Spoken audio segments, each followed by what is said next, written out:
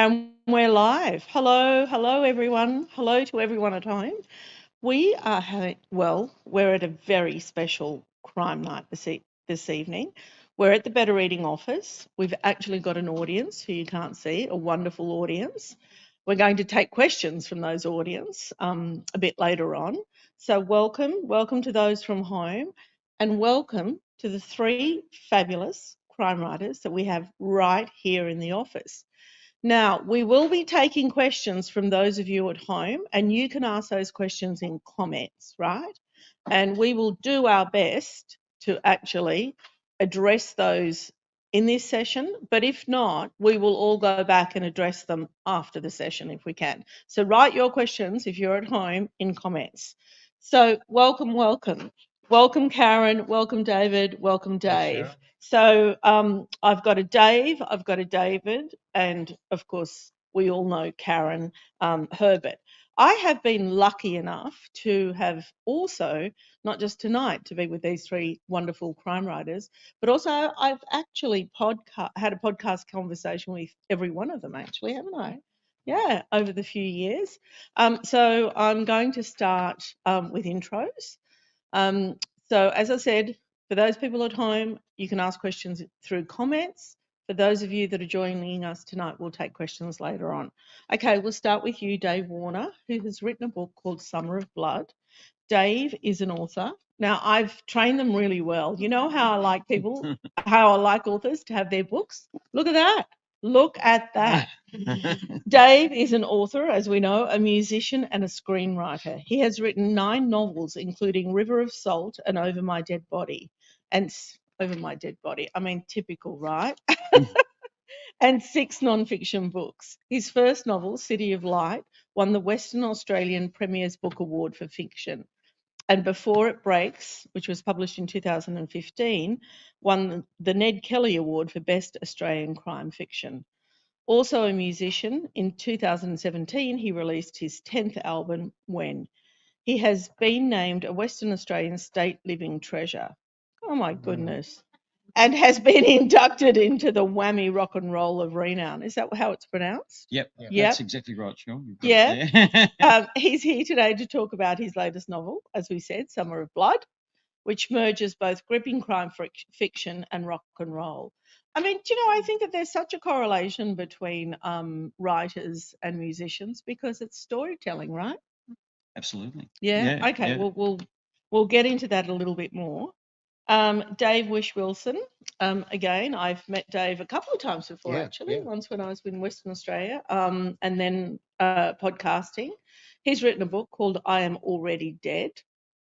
David is the author of 8 novels and 3 creative non-fiction books.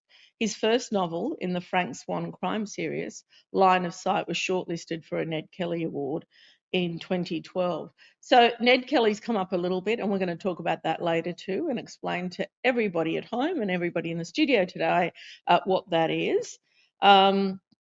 He's written numerous novels since. He has lived all around the world. Now, this has got to be one of the best biographies I've read for a very long time. And if I knew it when I was podcasting with you, I can't remember. He has worked as a barman, an actor, a street seller, a petty criminal. I mean, is that a job?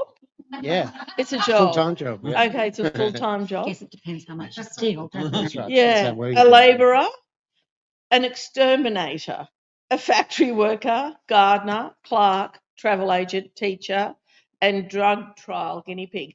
I guess what I'm seeing here is that they kind of go up in terms of merit. Yeah. Would that be right? Peaking with drug trial guinea pig, yeah. Guinea pig. Okay, all right. There's obviously a lot of inspiration for his novels there, but David also teaches in the prison system in Perth and teaches creative writing at Curtin University. His latest novel, as we said, I Am Already Dead, which he's holding, a gripping and high-paced noir novel that will keep fans of True West on the edge of their seat. I mean, it's just such a privilege to have these writers today, and I'm often reminded through reading biographies how lucky we are that these people are writing. Now, Karen and we recorded a podcast during COVID, didn't we? We did. Karen's background is in aged care and public service sector. So Karen did a major shift in terms of career. A little bit different to David's, though. She's a graduate member of the Australia Institute of Company Directors, a board member of the Intel Life Group and Advocare, and president of the Fellowship of Australian Writers. Her debut was The Rivermouth, which is what we discussed, I think. Was that right? That's right. And so you've written 2 books since. Yes. Yeah, wow. Okay, there you go. I often wonder, I mean, do you people sleep? A lot. A lot? A lot. Okay. I sleep a lot. All right. I like well, that's sleeping. way more than I've achieved since we last spoke. As I said, her debut novel was The Rivermouth, which received support from one of Better Reading's copyright agency grants, which is from Cal. We love Cal, and they do give us grants, which is fantastic. Her follow-up was The Castaways of Harwood Hall, and this is her latest novel, Vertigo, a must-read for mystery fans. Wow, there you go. Okay, firstly, now Karen hasn't won a Ned Kelly, but I do want to talk about Ned Kelly. Would you, David, like to start with that? Because you're... Yeah, I'm the current treasurer, the current treasurer of the Australian Crime Writing Association, which is a volunteer-run organisation. It's been going since the Ned Kelly Awards started. There's about 6 or 7 of us at any given time, always people coming and going, but we run the Ned Kelly Awards every year, which is Australia's main awards for crime writers. There's in 4 categories because there's Best International Crime. There are a couple of writers on the panel, myself and Alan Carter and Karina Kilmore as well. Karina's the chair. Right. We have nothing to do with the judging, etc., of the awards because they're obviously that would be judging our peers. Yeah. So we just do all the banking. I mean, I'm in charge of the money. Oh wow! Okay, so they give the petty criminal the money. I volunteered for that one. Yeah. We'll see how that plays out. Okay. Now I've heard that, I want my $50 back. Yeah, that's right. Is that what membership is? $50? It's a lifetime membership. Oh, it's a lifetime membership of $50. Okay. All right. Now, David, what I want to talk about here is the influx of, when I started, I've been in this business for so long, like I think it's over 30 years. I think it's even longer than that, but 30 sounds fine. I can deal with that.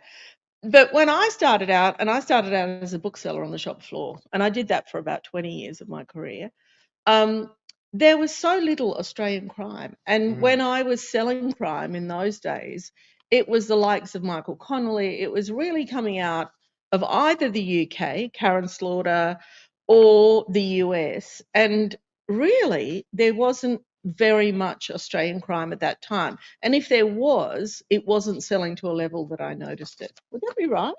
Yeah, I think that's absolutely right. Since you can pretty much trace it back to Jane Harper's The Dry and Candice Fox and that kind of generation of writers. Yeah. But when I wrote my first crime novel, which is called Line of Sight, which came out in 2010, set in Western Australia, in Perth, obviously, there was only one other crime writer that I could find who's sitting next to me. Dave Warner. West Australian crime writer. So I started looking around for West Australian crime writers, and Dave was the only one. There was the great Jewish Australian writer Judah Watton had written a crime novel back in the 1950s, but that was about it. And now we've got Dervin McTiernan. Who's Dervin McTiernan, of course. Yeah. But who was the and I know he's passed away and I've forgotten his name, crime writer in Victoria, and his books have been made into film. Oh, Peter Temple. Peter Temple. Yeah, I mean, Peter Temple's been around for a while, and he was writing from very early on, wasn't he? Yeah. Whereas Gary Disher, Sorry. And Gary Disher as well. And Gary Disher, of course. Yeah. But sorry. Yeah, and then we've got, since Jane Harper, you're right, we've got this new wave. And also we've got a new wave of female crime writers as well. Yeah, that's really characteristic. And also too, I mean, and you will know this, since Jane Harper, it's not just crime that has changed, it's debut fiction has changed. And, in my career, to see debut fiction books become bestsellers is just so extraordinary. I used to be the kind of person where if somebody asked me, should I write a book, should I get published, and I'd say, well, the likelihood of getting it published is like winning the lottery. I said that for many, many years because it was that back then. And now it's just completely different. The market has changed totally, and Australians are reading Australian books. So, yeah. So anyway, so that's fantastic. I want to talk to you, Dave Warner. I want to talk about the storytelling of music and books. Can you talk about that? Yeah, well, I always both of those things appealed to me as a kid, and Right. so I guess you kind of take that on board, you know. So I was lucky; my mum had lots of music around the place, everything from Frank Sinatra or Dakota Staton to South Pacific and all that kind of thing. And even as a kid, I think those old 78s when I was a youngster, that ones that broke, and you'd have the stories, you know, kids' story tales, which generally had music accompanying them. Mm-hmm. So to me, look, it's always been part of my life. I read books as a kid. I wanted to write books. And then I think when I was a teenager, I thought, I want to write books, but the reality is you need a lot of life experience to write a book, and, you know, you don't have it. Who were your inspirations? What were you reading around that time? Oh, as an early kid, Biggles was very big. My grandparents gave me a collection of Sherlock Holmes stories, which I loved. Yeah. And so it would, you know, when I was 14 or 15, it was just whatever. I walked into the library one day and I saw this book, The Maltese Falcon, which I thought was going to be about castles and drawbridges, which I liked, you know, all the swords and armor. And it turned out to be about fog and shots in the dark and betrayal, and that was really exciting. So all of those things were exciting, but it seems to be quite a correlation between crime in particular, crime writers and musicians. Peter Doyle, who was an early Sydney crime writer, you know. I love Peter Doyle. Yeah, I know Peter Doyle. He was in here for a podcast recently. Yeah, so he's another musician from around those times. Yes. And he writes primarily books set in Sydney. Yeah. Back in the 50s and 60s. Yeah. Is that right? Yeah. Exactly. Yeah. So, look, that's how it was. And for this particular book, I loved The Summer of Love, 1967. I was a 13-year-old student at a Christian Brothers school in Perth, in the most isolated city of the world, and the furthest away from San Francisco and hippiedom and Janis Joplin and LA. And LA, and all of those places. And so I guess in a way, this book gave me a vicarious chance to get back there, because I take my two Sydney detectives and put them into that world back in 1967. So did you go? Did you visit those cities?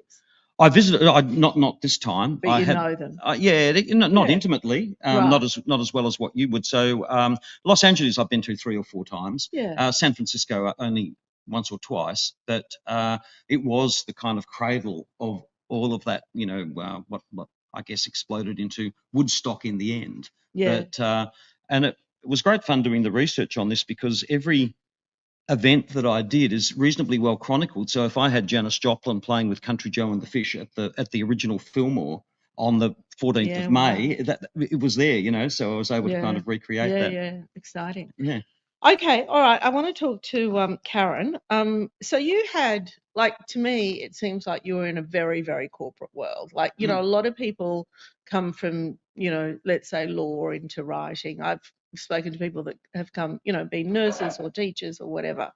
I really haven't met that many people like you who have come from something so structured and so corporate to writing, because I don't know. I mean, I probably think it's left brain, right brain. I don't know, and I don't even know which is which. But is it that you were in that career and that gave you a passion to write, or had you always wanted to write but you needed to have a career? When I was a lot younger, I was one of those kids that was just good at stuff. You know, I was the sort of kid who understood the assignment, went and did the assignment, handed it in, and it was done. Oh, I didn't like kids like you. Yeah, I'm sorry. I'm sorry. That was me. Yes. And so I know I was good at English. I was good at literature. I was good at maths. I was good at physics. You know, I could do all that. I wasn't particularly brilliant at anything, but I was competent. You know. Yeah. And I really did enjoy writing, but as a kid in the 70s in Geraldton, which is halfway up the coast of Western Australia, what do you do with that? How do you be a writer? What does a writer do? How do they live? What does their day look like? I had no idea. Do you know that authors often say that to me, that when they were young, it's because it's not an occupation. You don't have a look at this university courses and think, oh, writer, that's what I want to study. That doesn't happen. No. Yeah. And of course, my parents wanted me to get a real job. So Of course. I went and got a real job.